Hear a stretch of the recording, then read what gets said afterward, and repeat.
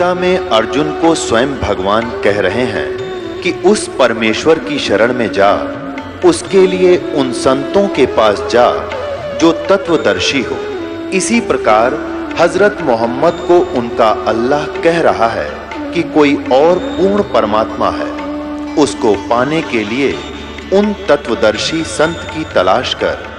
वो प्रभु कौन है, ये जानने के लिए कृपया अवश्य सुनिए जगत गुरु तत्वदर्शी संत रामपाल जी महाराज के अमृत वचन। ऐसे दुख आएंगे इनके घर पे, क्योंकि भगवान का सहारा नहीं। फिर पिछले पुण्य कब तक चलेंगे प्राणी के, तब तक वो सुखी दिखाई देंगे। फिर कैर टूटने लग जाएगा इनके घरों में, सब नास्तिक हो जाएं, कहेंगे कोई भगवान नहीं कहीं पर भी।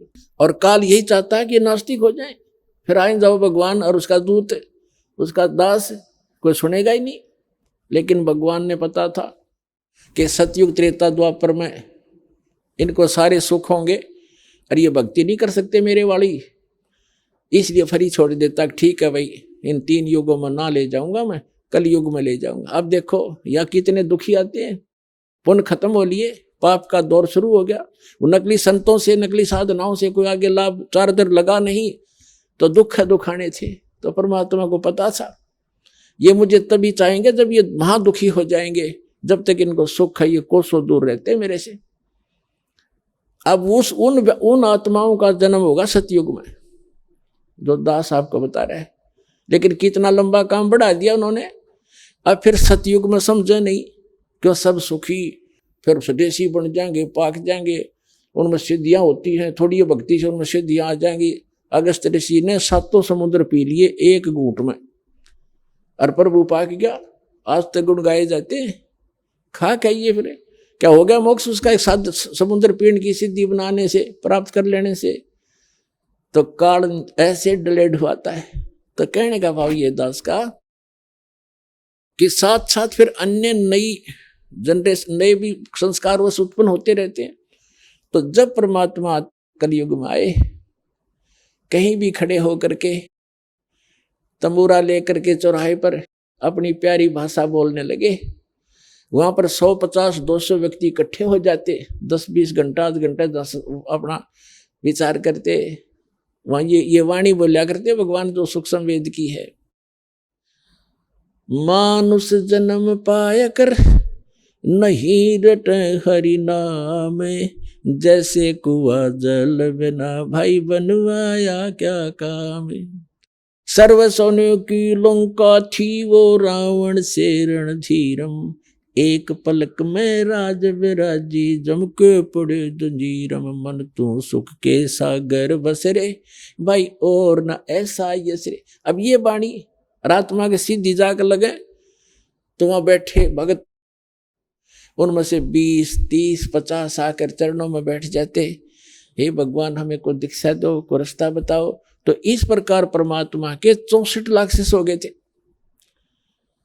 64 लाख उस समय, आज से 600 वर्ष पहले, और उनको सुख दिए।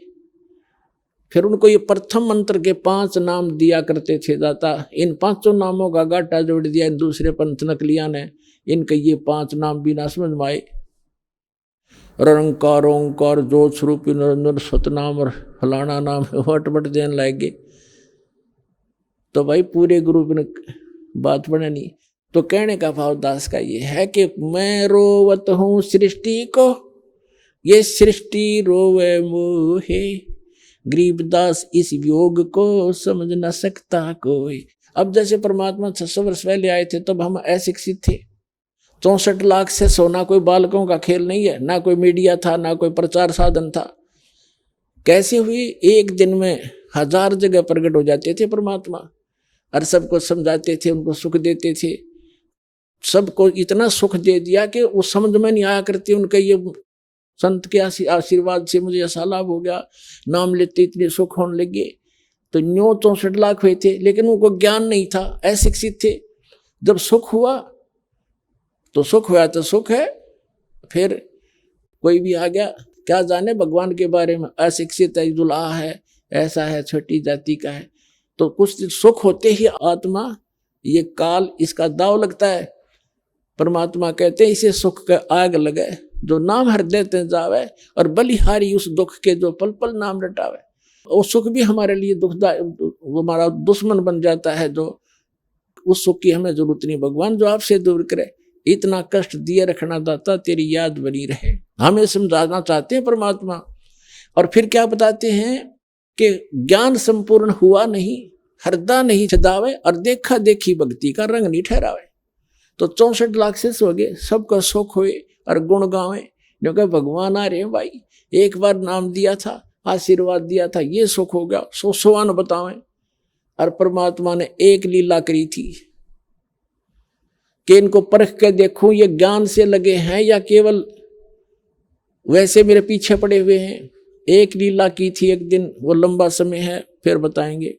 एक दिन सत्संग कर रहे थे परमात्मा, क्योंकि दिन में धंधा करा करते, रात में सत्संग करा करते कि भी तुम भी फ्री मैं भी फ्री, दिन में अपना काल की तुम ये पेट की निर्वाह कर लिया करो।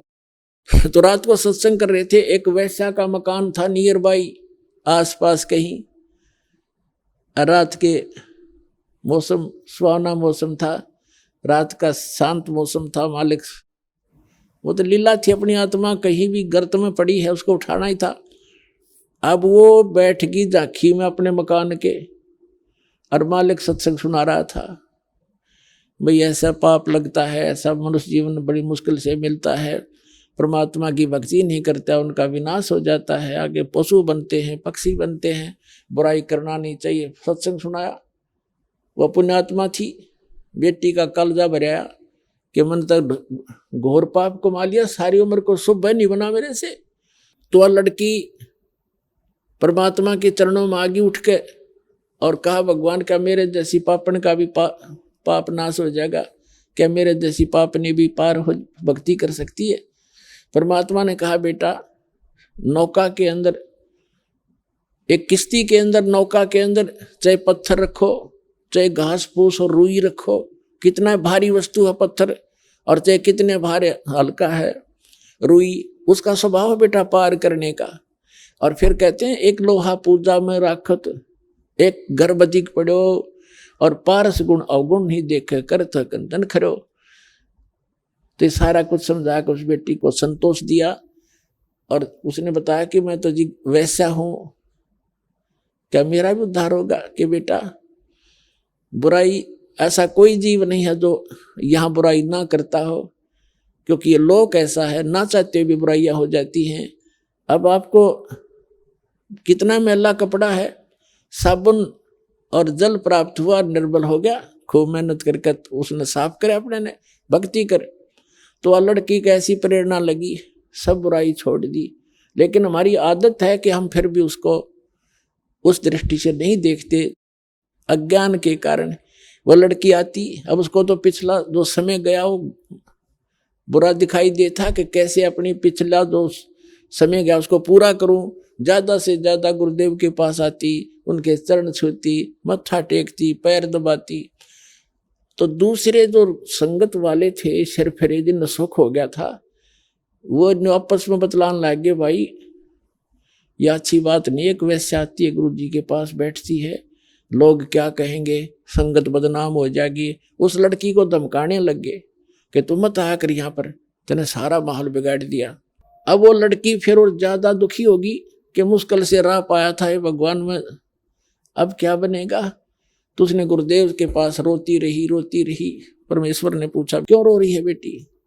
उन रोते रोते सारी कहानी बताई। जी मैं निकम्मी तो हुई ही हूँ, इसलिए आपके पास आई हूँ कि निकम्मी का भी उद्धार हो जाता है, आपने बताया। लेकिन कुछ भगत भाई, कुछ बहनें ऐसे ऐसे विरोध कर रही हैं, मुझे आने से मना करते हैं। तो परमात्मा सत्संग के माध्यम से सबको उपदेश दिया करते थे। एक एक को किस किस को कहे, सत्संग के माध्यम से ज्ञान दिया करते थे।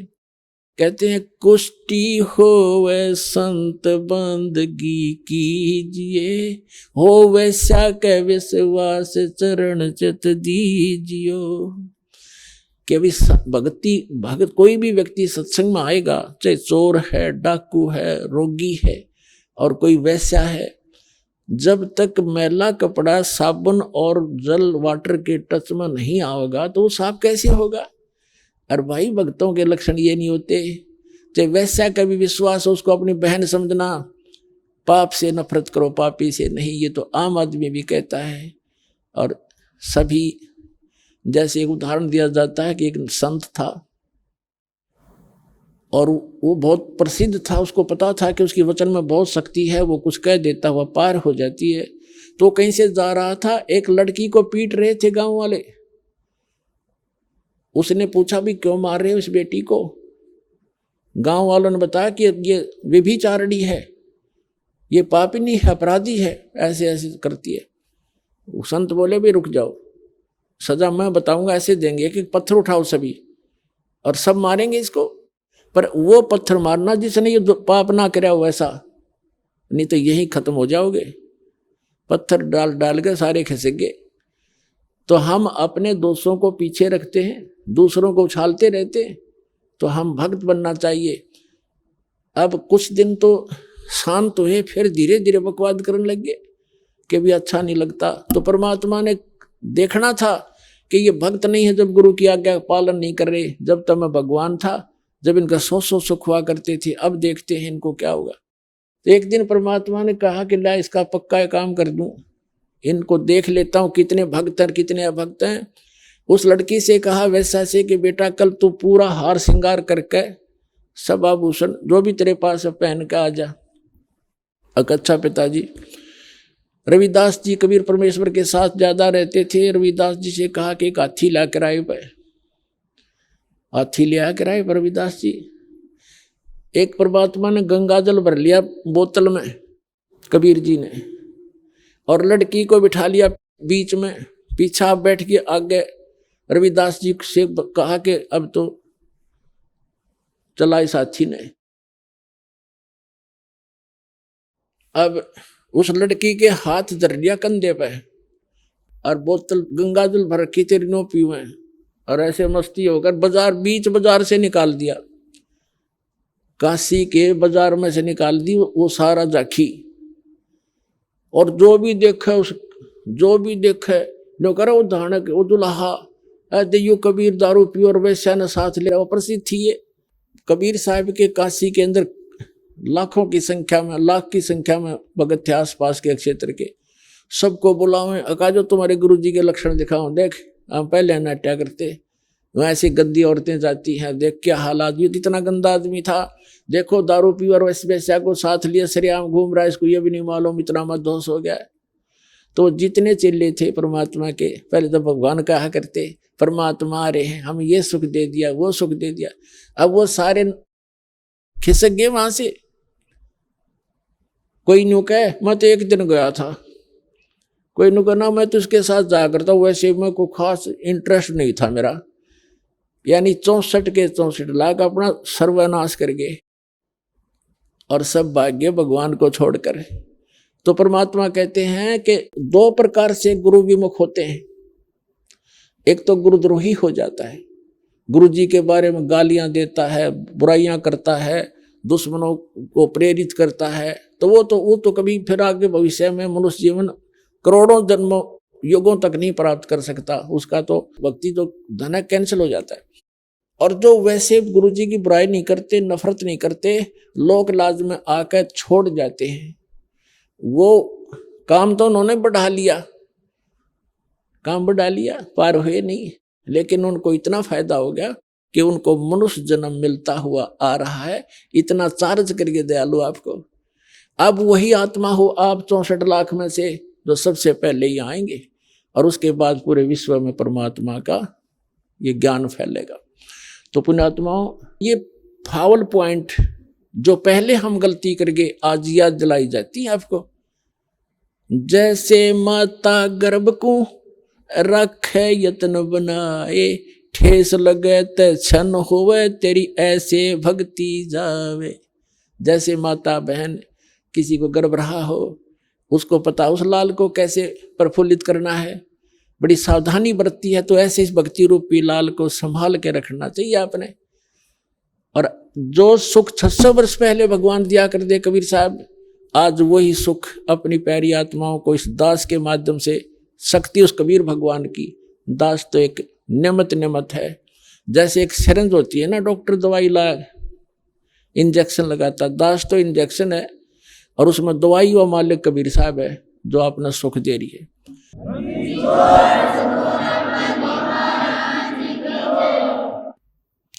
परम पिता परमात्मा पूर्ण ब्रह्म, हम सभी आत्माओं के जनक हमारे परम पिता कबीर परमेश्वर जी की असीम रजा से पुण्यात्माओं आपको ये सत्संग और ये यथार्थ भक्ति विधि प्राप्त हुई। आप बालक हो, विद्यार्थी हो, दूसरे शब्दों में कहें कि आप रोगी हो, दास इस मार्ग का, इस रोग का पूर्ण रूप से डॉक्टर है। और डॉक्टर को पता होता है कि जिनको ये भयंकर रोग है, यदि वो ट्रीटमेंट नहीं लेते हैं तो उनका अंत निकट होता है। फिर उसको ये भी मालूम होता है कि जो रोगी डॉक्टर के बताए अनुसार सर्व उपचार करवा रहा है, सभी औषधि सेवन कर रहा है रेगुलरली, उसको मालूम है कि इसका जीवन बचेगा, इसमें कितना इम्प्रूवमेंट हो रहा है। तो पुण्यात्माओं, हम सभी को एक दीर्घ रोग लगा हुआ है, जन्म और मृत्यु का। उस जन्म मृत्यु के रोग को नाश करने की औषधि इस विश्व में इस दास के अतिरिक्त रामपाल दास, सतलोक आश्रम बरवाला, जिला हिसार, हरियाणा के अतिरिक्त किसी के पास नहीं है, विश्व में किसी के पास नहीं है। तो परमात्मा बताते हैं, कबीर साहब बताते हैं,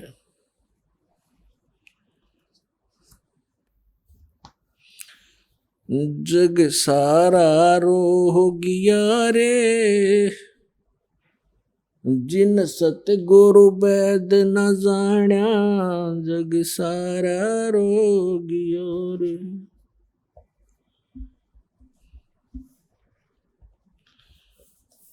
जग सारा रोगिया रे, जिन सतगुरु वैद न जाण्या, जग सारा रोगिया रे।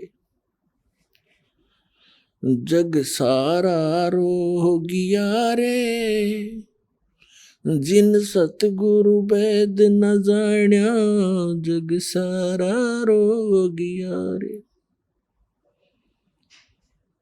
भाई जन्म मरण का रोग लग्या है या तृष्णा बडरी खांसी, जन्म मरण का रोग लग्या है तृष्णा बडरी खांसी। आवागवन की डोर गले में या पड़ी काल की फांसी, जग सारा रोगियो रे, जिन सतगुरु वैद न जाण्या, जग सारा रोगिया रे। जग सारा रोगिया रे, जिन सतगुरु वैद न जाण्या, जग सारा रोगिया रे। भाई सच्चा सतगुरु कोई न पूजे, इन झूठों जगपतियासी। सच्चा सतगुरु कोई न पूजे, इन झूठों जगपतियासी। अंधे की बाँ गही अंधे ने, ये मार्ग कौन बतासी, जग सारा रोगियो रे। जिन सतगुरु वैद न जाण्या, जग सारा रोगिया रे। जग सारा रोगिया रे, जिन सतगुरु वैद न जाण्या, जग सारा रोगिया रे। भाई देखा देखी गुरु शिष्य बन के किया न तत्व विचारा, देखा देखी गुरु शिष्य बन के किया न तत्व विचारा। गुरु शिष्य दोनों के सिर पे यू काल ठोके पंजारा, जग सारा रो हो गया रे, जिन सतगुरु वेद न जान्या, जग सारा रो हो गया रे, जग सारा रो हो गया रे, जिन सतगुरु वेद न जान्या, जग सारा रो हो गया रे। भाई सार शब्द सर जीवन बूटी, घस घस अंग लगावे, सार शब्द सर जीवन बूटी, घस घस अंग लगावे।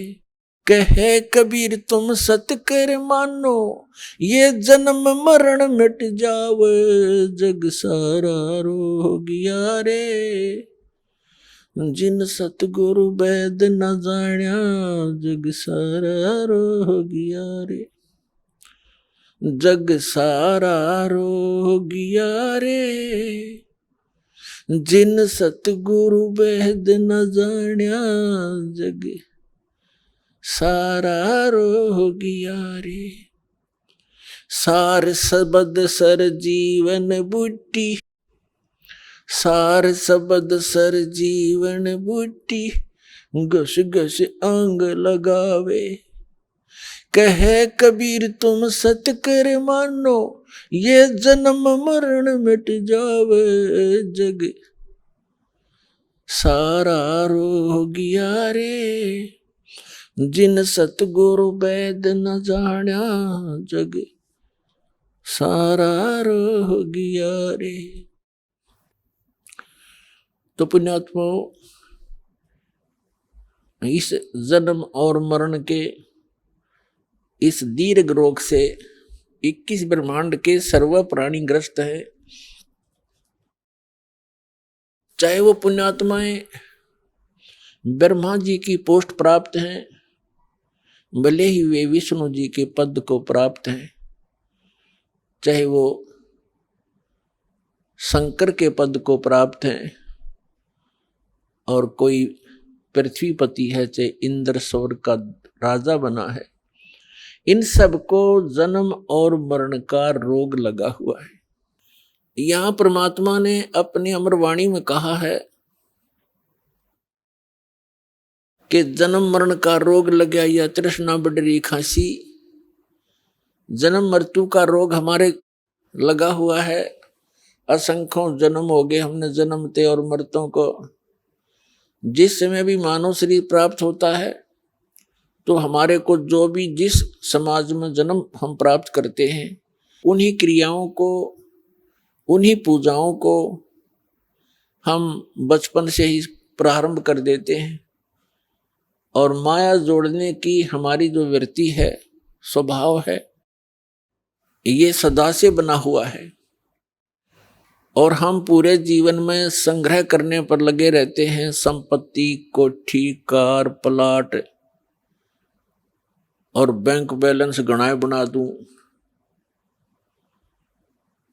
तो ये बुद्धि हमारी काल ने खराब कर रखी है।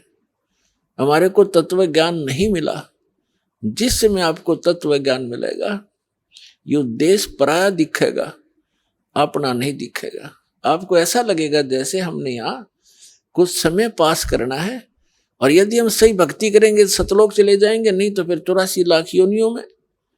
अब परमात्मा बताते हैं उस तत्व ज्ञान से जो भी जिन महापुरुषों को परमेश्वर ने परिचित करवाया, ये उनका एक विधान है परमेश्वर का कि वो प्रत्येक युग में आते हैं और अच्छी आत्माओं को मिलते हैं, दृढ़ भक्तों को, उनको अपने से परिचित कराते हैं। परमात्मा से परिचित वो महापुरुष फिर अपनी अमृत वाणी में उस परमेश्वर के गुणगान किया करते हैं। उसी से प्राप्त उस तत्व ज्ञान के आधार से अपने भाई बहनों को, परमात्मा के बच्चों को जगाया करते हैं, वो ज्ञान सुनाया करते हैं। आगे गए ना बावड़े रहते भी सब जाही, बिन साहेब की बंदगी कई ठोर ठिकाना नहीं। जैसे मोती ओस का ऐसी तेरी आव, गरीब दास करो बंदगी बहुर न ऐसा दाव। जो पहले चले गए मृत्यु को प्राप्त हुए, उन्होंने तो आपको आकर बताया नहीं कि उनके साथ क्या क्या जुल्म गुजरे ऊपर, और फिर कहां कहां भटके वो। रहते भी सब ऐसे ही चले जाएंगे, और बिन साहेब की बंदगी कहीं ठोर ठिकाना ना। या चाहे पृथ्वीपति है चाहे गरीब है, मृत्यु का समय सबका निर्धारित है। ये बात हम भूल चुके हैं कि हमने मरना है, और जिस समय हमें ये याद रहेगा कि मृत्यु होएगी, तो उस समय हम यहाँ की बुराइयों से भी बचेंगे। फिर हमने केवल वो नेक्स्ट प्लेस दिखाई देगा, अगला स्थान दिखाई देगा, और ये पक्का गारंटीड है कि यहाँ तो ना कोई रहा ना रहेगा। कोई 10 वर्ष पहले चला जाएगा, कोई 10 वर्ष पीछे चला जाएगा, सबको यहाँ से जाना पड़ेगा। और फिर ऐसे लोक में हम कोठी बंगले बना के यहाँ स्थिर होना चाहते हैं? हमारे जैसा मूर्ख नहीं इस पृथ्वी पर। जब तक पता नहीं था, ज्ञान नहीं था, हम डले ढोए ही रहे थे, लेकिन अब पता लग गया है तो कुछ उल्टा हटो इन क्रियाओं से, परमात्मा के ज्ञान को आधार बनाओ। ठीक है, कोई दुखी आज कोई भी पृथ्वी पर सुखी नहीं है। आज नहीं, कभी भी इस 21 ब्रह्मांड में कोई प्राणी सुखी नहीं देखा। तो हमने पुण्यात्मा, परमात्मा ने आकर हमें बताया है कि ये लोग ठीक नहीं है, यह सब ने जाना है। तो आगे गए ना बावड़े, रहते भी सब जा, और बिन साहेब की बंदगी की ठोर ठिकाना ना। आज हम तो पृथ्वीपति हैं, जैसे बहुत से प्रमाण दास आपको देता, और आपको भी खूब पता है। एक आंध्र प्रदेश का मुख्यमंत्री हेलीकॉप्टर से जा रहा था, उसकी स्वागत के अंदर हजारों की संख्या में लोग खड़े थे, सैकड़ों की संख्या में मालाएं लिए खड़े थे उसका सत्कार करने के लिए, और दुर्घटनाग्रस्त हो गया वो। ठीक है, उसका पुण्य खत्म हुआ, और जिस दिन ये पुण्य खत्म हो जाएगा, चाहे कहीं पर भी हो, और जिस दिन उसकी सांस खत्म हो जाएंगी, आयु खत्म होगी, 1 सेकंड भी नहीं लगाएगा, काल उसी समय वही कड़च कर देगा। अब क्या बताते हैं परमात्मा, हमें याद दिलाते हैं परमेश्वर कबीर जी, भाई कहाँ जन्मे और पाले पोसे, खूब लड़ाए लाडे, ना जाने इस देह के है कहाँ खंडेंगे आडे।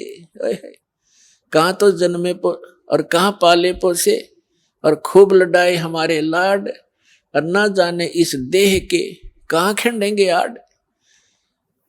अब पुण्यात्मा परमात्मा कहते हैं, साथी हमारे चले गए, हमें समझाना चाहते हैं, हम भी चलन हारे, कोई कागज में बाकी रह रही, ताते लगी है वार। जिनकी कागज पूरे हुए 1 सेकंड भी नहीं लगाएंगे, 1 सेकंड भी।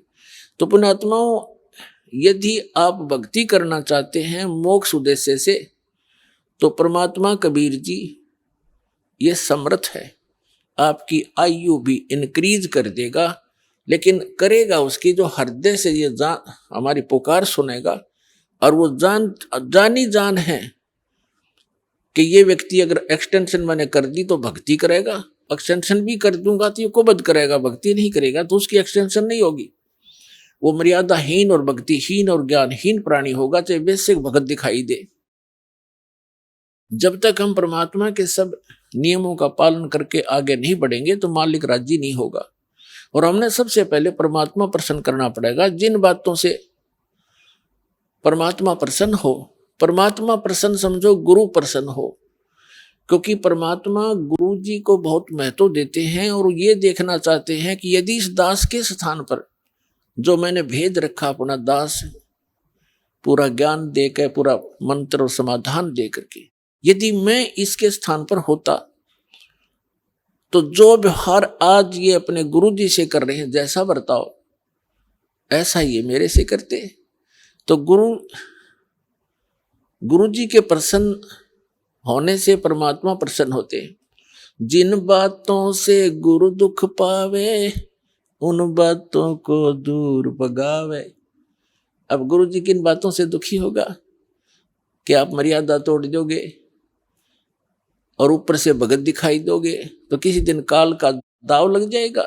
आप अपने आप को ही धोखा दोगे और फिर परमात्मा का भक्त होकर के जिसको ऐसी चोट लगेगी, मृत्यु अकाल होगी, उसके दो कारण होंगे। एक तो उसने नाम खंड कर दिया होगा, दूसरा परमात्मा को ये दिख रहा होगा कि ये इस जीवन में ये भक्ति नहीं कर पाएगा, उसको तुरंत मृत्यु दे करके और नेक्स्ट मनुष्य जीवन अभी तुरंत ही देगा। 1 वर्ष के अंदर अंदर वो ब्रवाला आश्रम में आ लेगी वो आत्मा और नए सिरे से फिर वो भक्ति रंग में रंगेगा।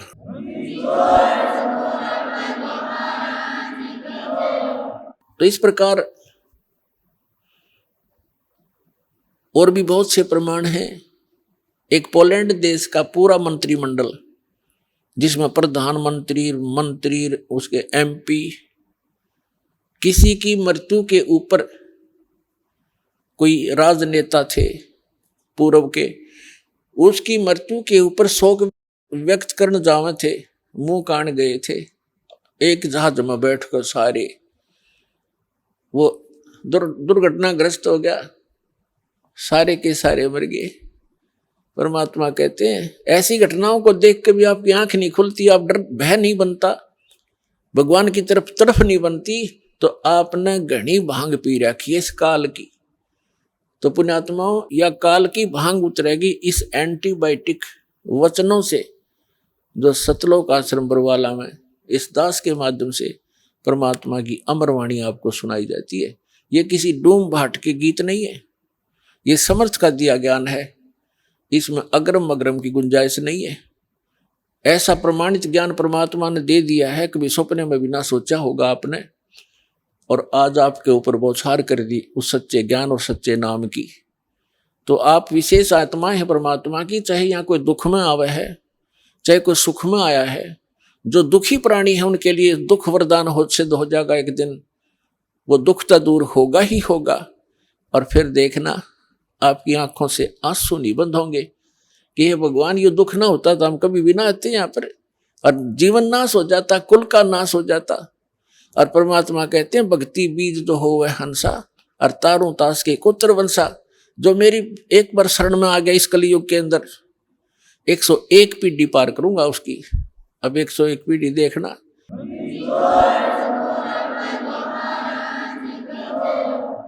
तो पुण्यात्माओं क्या बताते हैं परमात्मा कि आगे गए ना बावड़े रहते भी सब जा, बिन साहेब की बंदगी कहीं ठोर ठिकाना ना। अब यहां से मृत्यु हुई प्रधानमंत्री जी की या मुख्यमंत्री जी की या अन्य किसी प्राणी की, मनुष्य की, तो वहां यहां से चला अच्छे पुण्य कर्म कर रखे तो स्वर्ग में, पाप साथ रहते हैं जब तक सत भक्ति नहीं करते, हम पुण्य और पाप दोनों भोगने पड़ते हैं कंप्लीट। और जब हम परमेश्वर की शरण में आ जाते हैं परम संत की माध्यम से, फिर उनके जो पाप नाश हो जाते हैं, उनको पाप भोगने नहीं पड़ते,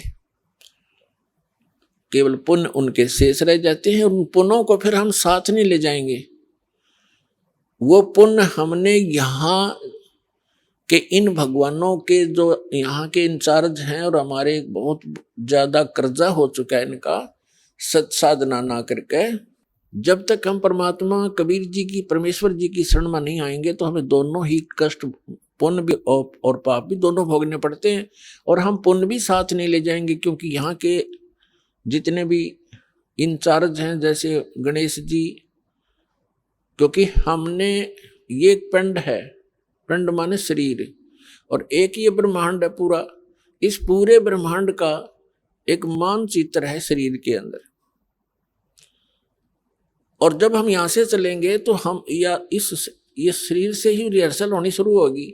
सबसे पहले ये जीव मूल कमल में जाएगा, वहां गणेश जी से नो ड्यू सर्टिफिकेट लेना पड़ेगा, इसने क्लियरेंस सर्टिफिकेट।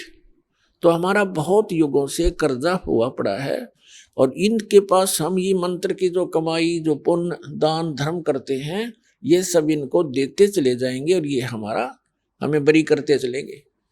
तो इस प्रकार हमने पुण्य भी और पाप नाश कर देगा परमात्मा का मंत्र। तो हम पाप और पुण्य दोनों ही यहाँ छोड़कर केवल सार नाम की भक्ति लेकर वहां पहुंचेंगे। इस सतनाम के अंदर 2 अक्षर हैं, एक ओम एक तत्, ये गुप्त है, जिनको सार नाम प्राप्त है उनको मालूम है। तो ये भी हम इनकी भक्ति भी यहीं देकर जाएंगे, सरपुरुष और अक्षर पुरुष को, क्योंकि इनके लोकों से हमने गुजरना है। और तीसरा जो सारनाम है उसकी कमाई आपके साथ हम सतलोक जाएंगे, क्योंकि पुण्यों की आवश्यकता हमने इसलिए होती है कि यहाँ की सुविधाएं प्राप्त करनी है। कोठी बंगले कार वह हमारे पहले रखे सरप्लस, जहाँ से आप आए हो और जहाँ आपने अब जाना है वहाँ यहाँ के पुण्यों की जरूरत नहीं, वहाँ तो पुण्य परिपूर्ण है। आपके सारे महल, आपकी सब सुविधाएं, आपके आंगन में विमान खड़े हैं, और आप छोड़ कर आगे यहाँ इस काल के साथ और कैसा एक एक दाने दाने को भटक रहे हैं। अब गरीबदास साहिब जी कहते हैं, उत्तर दक्षिण पूर्व पश्चिम ये फिरदा दाने दाने नु, सर्व कला सतगुरु साहेब की हरि आए हरि आने नु।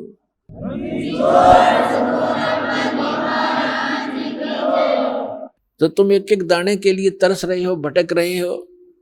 परमात्मा यहाँ हरियाणा के अंदर आकर के गरीबदास साहिब जी को साथ ले करके सचखंड गए, फिर वापस छोड़ा, और फिर परमात्मा से परिचित होने के बाद गरीबदास साहिब जी ने कहा कि जो सतगुरु की शरणा आ जा उनको कभी भी कोई कष्ट नहीं होगा या किसी चीज का अभाव नहीं रहेगा। लेकिन उसके साथ साथ परमात्मा ने कुछ मर्यादा भी बताई है। आपने यहाँ की घने धन की आवश्यकता नहीं है। यदि आप घना धन ही परमात्मा से मांगते हो तो आपको अभी ज्ञान संपूर्ण हुआ नहीं है, और धन की मांगने की आवश्यकता नहीं है। परमात्मा से कोई चीज छुपी नहीं है, उसको सब मालूम होता है कि मेरे बच्चे को, मेरी प्यारी आत्मा को कौन सी वस्तु की आवश्यकता पड़ेगी, वो पहले व्यवस्था कर देता है। तो यहाँ कहते हैं, पहले गए न बावड़े रहते भी सब जहां, और बिन साहेब की बंदगी कहीं ठो ठिकाना ना। तो जब हम अपने कर्मानुसार स्वर्ग में चले जाते हैं, सद्भक्ति ना करके राजा मरो चाहे रंक मरो, मृत्यु के उपरांत उनके पुण्य और पाप दोनों साथ जाते हैं। पुण्य के आधार से स्वर्ग में, स्वर्ग का जो पुण्य समाप्त हुआ फिर नरक में, नरक का स्वर्ग से कहो चलो, जैसे यहाँ से चलो स्वर्ग से फिर कहा चलो, फिर नरक में लाखों वर्ष पड़े रहे, बुरा हाल रहा, फिर कहा चलो, फिर गधा बनो, गधे की मृत्यु होती फिर चलो, कुत्ते की योनि में कुत्ता मर गया फिर चलो सुअर की योनि में। तो यहाँ बताते हैं, आगे गए ना बावड़े रहते भी सब जहां, और बिन उस सच्चे भगवान की, साहेब की, सत्य पुरुष की भक्ति बिन कहीं ठो ठिकाना ना। और फिर भी हमारी आंखें बंद, फिर भी हमें डर नहीं बन रहा। तो ये बालक बुद्धि है हमारी। इस परमात्मा के इस ज्ञान से, हम इस भक्ति मार्ग के और इस अध्यात्म ज्ञान से परिचित होने के बाद फिर हमारी बुद्धि काम करने लगेगी और फिर आपके न्यारी तरफ बढ़ेगी। इसलिए आप जी को, सभी बहन भाइयों को, बच्चों को, बुजुर्गों को दास बार बार प्रार्थना करता है, परमात्मा के उस ज्ञान के आधार से संदेश देता है। क्या बताते हैं, ये संसार समझदा नहीं, कहंदा श्याम दोपहरे नो, गरीबदास ये वक्त जात है, रोवोगे इस पैरे नो। उन महापुरुषों को, गरीबदास कोई मांगनियां खाने वाला नहीं था, ना कोई रोजी रोटी से संबंधित कोई पंडित ब्राह्मण था, या कोई पीर गुरु था, मुल्ला काजी नहीं था। एक किसान था, जाट था, और 1400 एकड़ जमीन थी उस महापुरुष के अपने खानदान से प्राप्त। और उसको पुण्य को परमात्मा सीधे आकर मिले थे, सतलोक लेकर गए थे कबीर भगवान। उस मालिक के मिलने के उपरांत परमात्मा की उस विशेष प्यारी आत्मा ने हमारे लिए एक अनमोल खजाना भर दिया गरीबदास जी के ग्रंथ के रूप में। वो ज्ञान आंखों देखा, परमात्मा से प्राप्त अमृतवाणी को उन्होंने हमारे लिए एक अनमोल रत्न छोड़ दिया। अब उसके आधार से वो बता रहे हैं कि ये संसार समझदा नाही, कहंदा श्याम दोपहरे नु, गरीबदास ये वक्त जात है, रोग इस पैरे नु। हमारे साथ क्या बना हुआ है? कबीर साहब कहते हैं, झूठे सुख को सुख कहे ये मान रहा मनमोद, ये सकल चबीना काल का, कुछ मुख में कुछ गोद। तीन महापुरुषों को ये कोई वैसे नहीं कह दी ये बातें, हमारे परमार्थ के लिए, हमारे हित के लिए, काल के जाल से आपको सतर्क करके निकालने के लिए ये सच्चा ज्ञान बताया। क्या बताते हैं कि कबीर साहब कहते हैं, झूठे सुख को सुख कहे ये मान रहा मनमोद। हम इस झूठे सुख को सुख मान रहे हैं। जैसे एक व्यक्ति के 3 पुत्रों में से एक की मृत्यु होगी, वो घना दुखी, क्योंकि पुत्र छोड़ पुत्री मर जा, कोई भैंस का बच्चा मर जा, काटड़ा काटड़ी, उसका भी दुख होया करे कि पाले पोसे। और ये बेटा मर जा, बेटी मर जाती है तो कलेजा मुंह को आता हमारा, विवश है और सब गिला बीतते गया। और फिर भी हम नहीं, फिर जो बचे हुए वो सोच रहे हम नहीं मरना, हम ठीक है, हम खाक ठीक है। ये केदारनाथ के ऊपर काफी व्यक्ति मारे गए, हमारे भाई बहन गए काल के मुंह में। अब हमने दुख आता इन बातों का कि ये वहां गए थे भगवान लेने और मिल गई मौत। देखो मौत तो यहाँ एक फाइनल है कि होना ही है, मृत्यु तो होगी, लेकिन मृत्यु होने से पहले हमने, यदि हमारे पास कुछ यथार्थ भक्ति धन है तो स्वभाव हो मृत्यु। अब जैसे हमारी मृत्यु होगी तो हमने खुशी है इस बात की, क्योंकि हमने वो धन इकट्ठा कर लिया, हमने इस मनुष्य जीवन के टारगेट को, उद्देश्य को पूरा कर लिया, जिसके लिए ये मिट्टी हमें प्राप्त हुई थी। इस मिट्टी से सोना बना लिया। हम तो इंतजार करते हैं कब ये पांडा पीछा छूटे, इस मिट्टी तर चले अपने सतलोक में। कबीर साहब कहते हैं, जा मरने से जग डरे मेरे मन आनंद, और कब मर हूं कद पाऊं वो पूर्ण परमानंद। लेकिन वो क्या लेकर गए बेचारे इन नकली संतों के द्वारा भ्रमित किए हुए श्रद्धालु, और वहां पहुंच गए केदारनाथ में। चलो यदि वहां भक्ति मार्ग होता, परमात्मा की सत भक्ति होती तो हम भी चल पड़ते और बेशक मर जाते भगवान की भक्ति करते करते। लेकिन वो तो गए भी तो डले डो गए, यो दुख नारा हमारे को। तो यहाँ परमात्मा ने खुद कहा गरीबदास जी परमात्मा से प्राप्त इस ज्ञान से कि पर भी लेन जात है दुनिया, हमरा ज्ञान किन्ह नहीं सुनिया। तो ये ज्ञान उन महापुरुषों ने बताया। तो कबीर साहब कहते हैं कि झूठे सुख को सुख है, हम एक दूसरे से अपने को कम दुखी मानकर उस सुख, उसको सुख मान रहे हैं। जैसे उसके 3 पुत्र थे, एक पुत्र की मृत्यु होगी और टक्कर मार मार कर रो रहा। क्यों?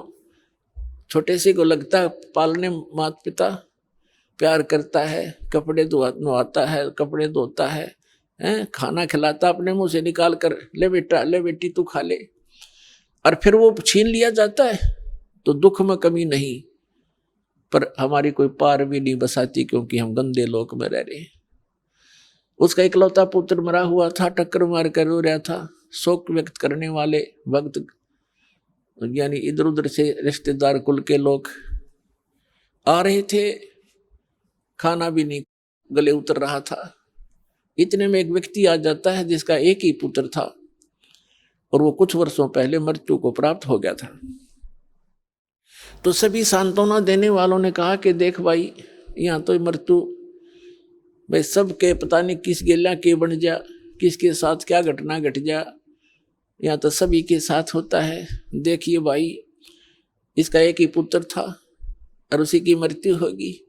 अब इसने भी संतोष कर लिया तो भी सब्र करे, खा ले का दी रोटी। तो उसने फिर सब्र हो गया, उसने फिर सुख महसूस किया कि हे भगवान देखो, इसका तो एकला पुत्र था और वो भी मर गया, और मेरे तो दो तो बच गए। बस फिर थोड़ी सी देर में उसने हौसला सा होया, अरे एक आधी रोटी खाई तो खाक सुख हो गया। भाई इतना सुख मान रहे हम, परमात्मा कहते हैं झूठे सुख को सुख है ये मान रहा मनमोद। एक भक्त बता रहा था कि मेरा कन्या उत्पन्न हुई और उस कन्या के गुदा रास्ता नहीं था, पहाड़ टूट गया दुख का। मेडिकल के अंदर लेकर गया, जिस वार्ड में मेरी बेटी को एडमिट किया उसमें 4-5 केस और थे ऐसे ही। तब मुझे सुख, थोड़ी शांति हुई, चोखा और भी मेरे जैसे हैं तो खाक सुख हो जाइयो। क्या बेटी के गुदा लग गई, आ जाती उनको न्यू देख लिया कि ये भी दुखी है तो कोई बात नहीं, बस यूं सुख मान रखा हमने। तो यहाँ परमात्मा कहते हैं ये संसार समझदा नाही, कहंदा श्याम दोपहरे नू, और गरीबदास ये वक्त जात रोगे इस पैरे नू। इस समय ने याद करके रोया करोगे, मनुष्य शरीर जा हाथ छूट गया था। अब सुख का तो मुझे पता है नहीं, भगवान कबीर साहब सुख देगा आपको, और वो सुख कैसे देता है।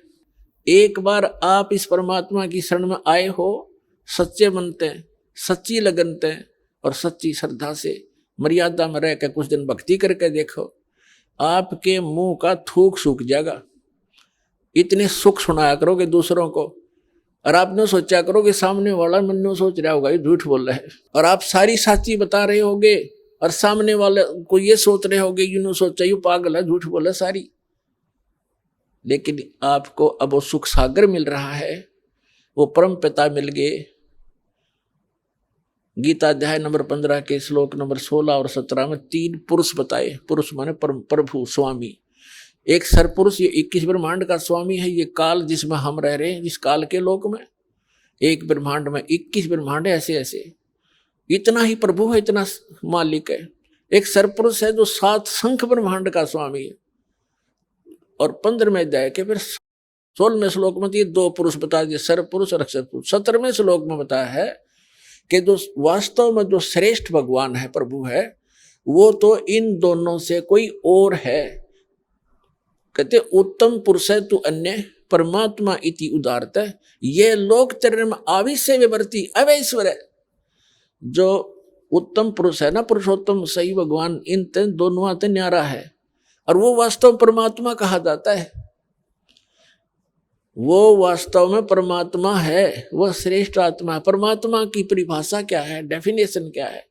जिसका परमात्मा करता श्रेष्ठ आत्मा, परम माने श्रेष्ठ, और श्रेष्ठ आत्मा ये काम करेगी। किसी की टांग कट रही, किसी की आंख फूट गई, कोई अंधा हो गया, कोई कैंसर से पीड़ित, किसी का बेटा मर गया, किसी की बेटी मर गई, कुणबे के कुणबे नाश हो गए, यही पता नहीं कब बिजली गिर जा। तो ये परमात्मा का स्थान नहीं, ये परमात्मा नहीं जहां हम रह रहे हैं। परमात्मा की परिभाषा है श्रेष्ठ आत्मा, और श्रेष्ठ आत्मा वो होती है केवल सुख दे, दुख होता ही नहीं उसके पास। जैसे आम का पेड़ होता है, छाया भी दे और मधुर फल भी देता है, इसी प्रकार ये समरस परमात्मा कबीर भगवान है। और इसकी शरण में आने के बाद आपके ऊपर कैसी मेहर होएगी आप सोच भी नहीं सकते। ऐसे सुख आपको प्राप्त होंगे जैसे आप भक्तों के अनुभव सुनते हैं। कल आपने सुना था, एक भक्त भोला बाला सा था, और वो बता रहा था कि मेरे को किसी भक्त ने, यहाँ के भक्त ने मुझे बताया कि ऐसे ऐसे देवी देवता की पूजा नहीं करनी, एक भगवान उसकी भक्ति करो। तो मैंने गालियाँ दी, बहुत बुरा कहा कि हमारी पूजाएं छुटवाता है। और फिर दया करी दाता ने पुस्तक पढ़ी चाहे किसी पर, फिर यहाँ आया, यहाँ से फिर वापस गया, मोबाइल गिरवी रखे 1000 रुपये में, और दाता ने वापस दे दिया। जाते ही 1000 का नोट ले पकड़ भाई। परमात्मा कहते हैं चारों युगों में देख ले हमने किसका रखा मार, द्रव सुता को दिन ने लीर जाके अंत बढ़ाए चीर। तो ये एक परमात्मा इन बातों से प्रसन्न होता है कि इस प्यारी आत्मा ने मेरे वहां जाने के लिए कितना कमाल कर दिया। पैसा नहीं और फिर संघर्ष करके आ रहा है। तो कहते हैं नुक्ते, वो नुक्ता था उसका, नुक्ते ऊपर रिझ जाएगा, 1 करोड़ कर्म जल जा तुम्हारे। फिर जोत के लिए पैसे नहीं, भगवान खुद जाके 1 किलो घी दिया उसको, अगले भाई तेरे घर वालों ने भेजा है। हम पहले सुना करते थे कि नरसिंह जी का भात भर दिया, नरसिंह की हुंडी दे दी, यहाँ पर रोज दे रहा है सतलोक आश्रम परवाड़ से नाम प्राप्त प्राणियों को वो कबीर भगवान।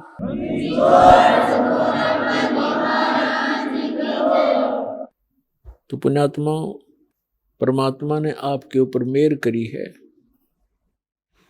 और आप वास्तव में एक धनभागी प्राणी हो, जिनका ऐसे समय में मानव शरीर हुआ है कि परमात्मा ने अपना वो खजाना खोल दिया, जिसको अभी तक काल से बचा कर, छुपा कर, आंख में चौनी करके यहाँ तक पहुंचाया है।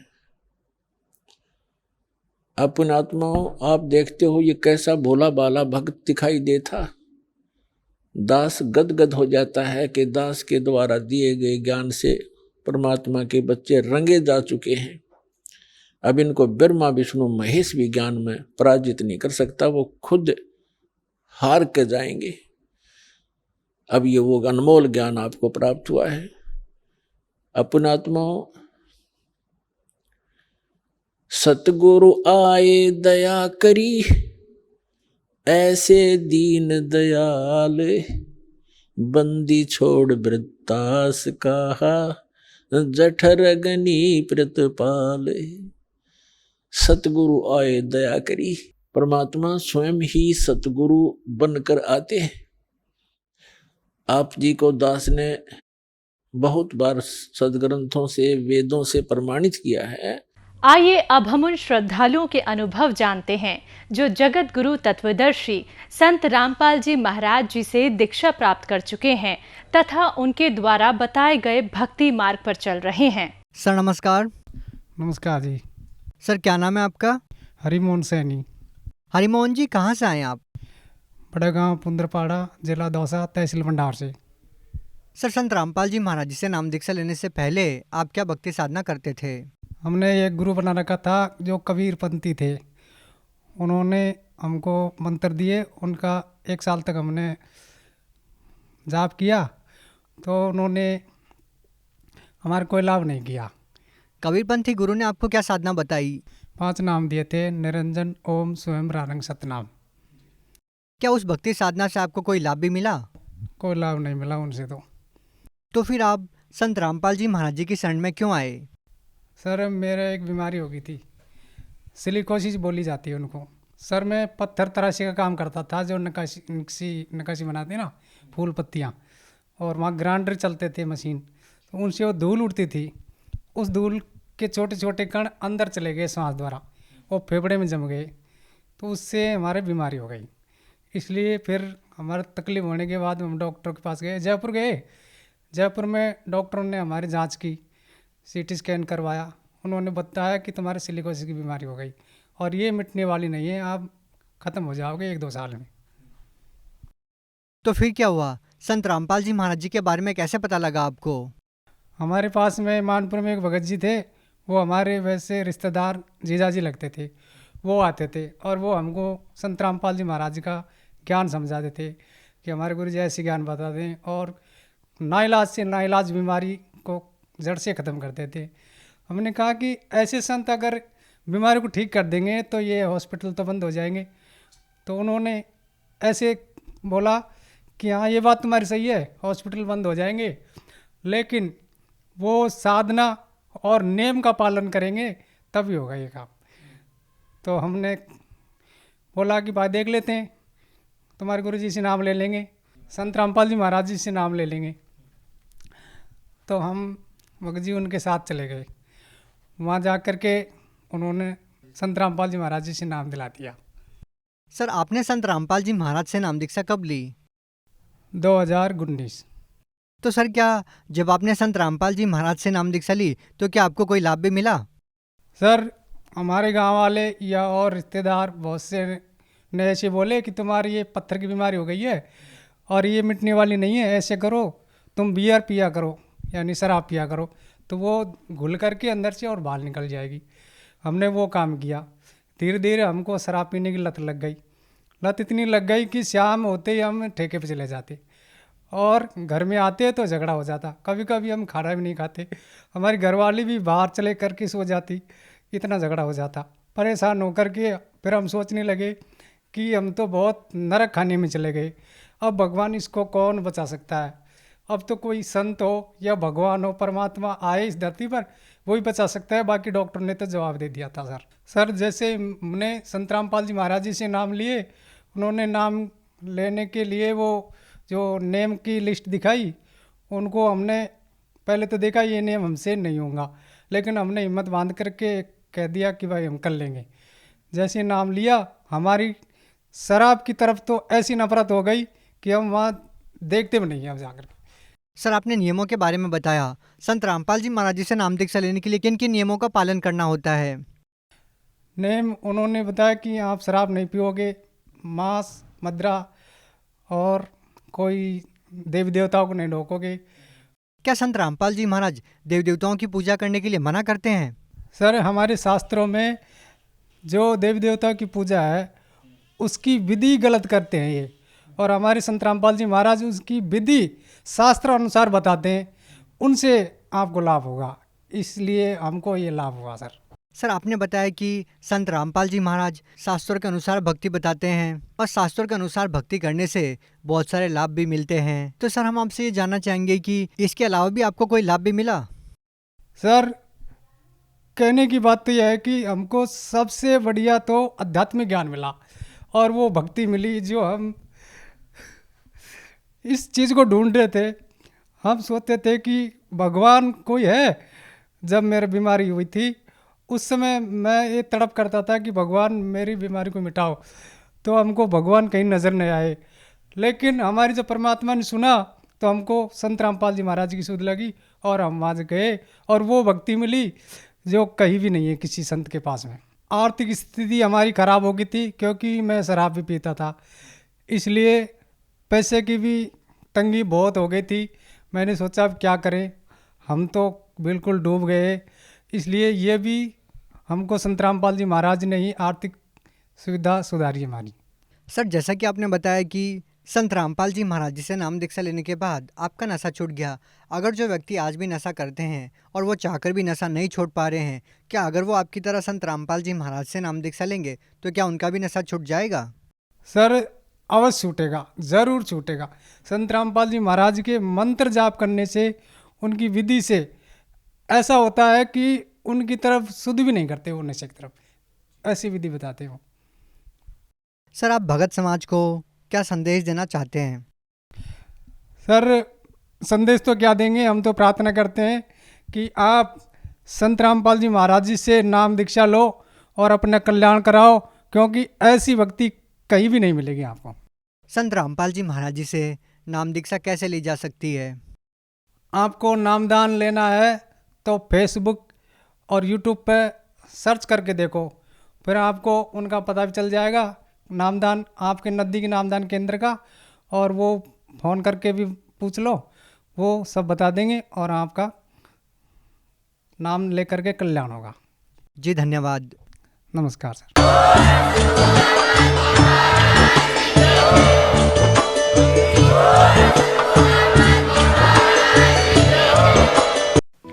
आप सुन रहे थे जगत गुरु तत्वदर्शी संत रामपाल जी महाराज के मंगल प्रवचन। अधिक जानकारी के लिए संपर्क करें।